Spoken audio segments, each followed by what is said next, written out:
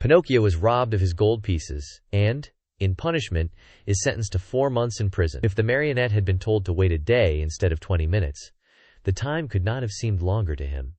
He walked impatiently to and fro, and finally turned his nose toward the field of wonders. And as he walked with hurried steps, his heart beat with an excited tick-tack, tick-tack, just as if it were a wall clock, and his busy brain kept thinking, what if, instead of 1,000, I should find 2,000? Or if, instead of 2,000, I should find 5,000? Or 100,000? I'll build myself a beautiful palace, with 1,000 stables filled with 1,000 wooden horses to play with, a cellar overflowing with lemonade and ice cream soda, and a library of candies and fruits, cakes and cookies. Thus amusing himself with fancies, he came to the field. There he stopped to see if, by any chance, a vine filled with gold coins was in sight. But he saw nothing. He took a few steps forward, and still nothing. He stepped into the field. He went up to the place where he had dug the hole and buried the gold pieces. Again, nothing.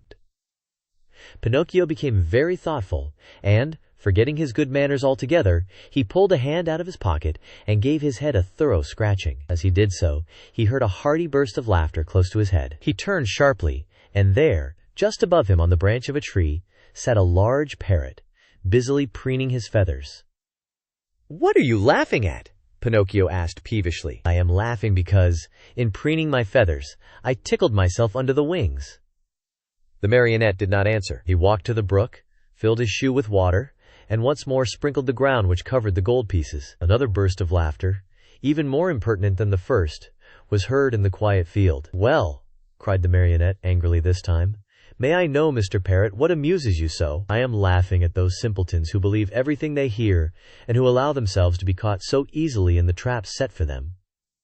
"Do you perhaps mean me?" "I certainly do mean you, poor Pinocchio. You who are such a little silly as to believe that gold can be sown in a field just like beans or squash. I too believed that once, and today I am very sorry for it. Today, but too late, I have reached the conclusion that, in order to come by money honestly, one must work and know how to earn it with hand or brain." "I don't know what you are talking about," said the marionette, who was beginning to tremble with fear. "Too bad. I'll explain myself better," said the parrot. "While you were away in the city, the fox and the cat returned here in a great hurry. They took the 4 gold pieces which you have buried and ran away as fast as the wind. If you can catch them, you're a brave one." Pinocchio's mouth opened wide. He would not believe the parrot's words, and began to dig away furiously at the earth. He dug and he dug till the hole was as big as himself, but no money was there. Every penny was gone. In desperation, he ran to the city and went straight to the courthouse to report the robbery to the magistrate. The judge was a monkey, a large gorilla venerable with age. A flowing white beard covered his chest, and he wore gold-rimmed spectacles from which the glasses had dropped out. The reason for wearing these, he said, was that his eyes had been weakened by the work of many years. Pinocchio, standing before him, told his pitiful tale word by word. He gave the names and the descriptions of the robbers and begged for justice. The judge listened to him with great patience. A kind look shone in his eyes. He became very much interested in the story.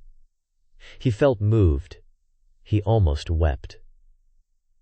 When the marionette had no more to say, the judge put out his hand and rang a bell. At the sound, 2 large mastiffs appeared, dressed in carabiners' uniforms. Then the magistrate, pointing to Pinocchio, said, in a very solemn voice, "This poor simpleton has been robbed of 4 gold pieces. Take him, therefore, and throw him into prison." The marionette, on hearing this sentence passed upon him, was thoroughly stunned. He tried to protest, but the 2 officers clapped their paws on his mouth and hustled him away to jail.